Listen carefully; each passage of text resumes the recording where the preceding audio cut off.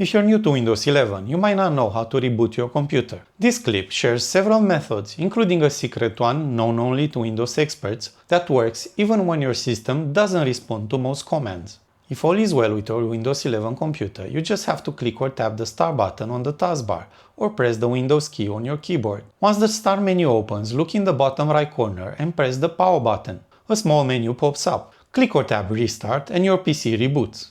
That was simple, right? But how do you restart Windows 11 if your Start menu refuses to open? A quick way is to press Windows plus X on your keyboard.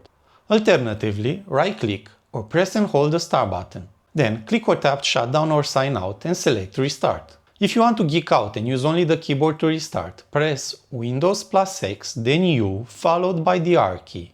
But don't do this if you have any apps or files open, unless you've already saved all your work. The restart happens in an instant and you might lose precious data. Next, let's get to the truly geeky part that only Windows experts know. If your Windows 11 computer is so frozen that none of these methods work, you can use a trick that was first available in Windows 7. Yes, I'm old enough to have used and loved that operating system.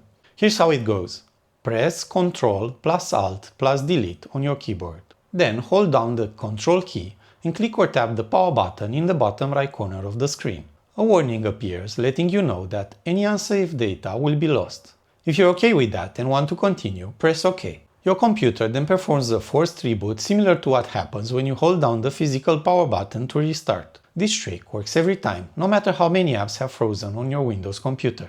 But do use it with care, because any unsafe data will surely get lost. That's it for this video. If you want even more expert level knowledge and want to learn all 9 ways to restart Windows 11 computers and devices, you can find an in-depth tutorial on digitalcitizen.life. I'm Ciprian Rusen and I thank you for watching. Goodbye.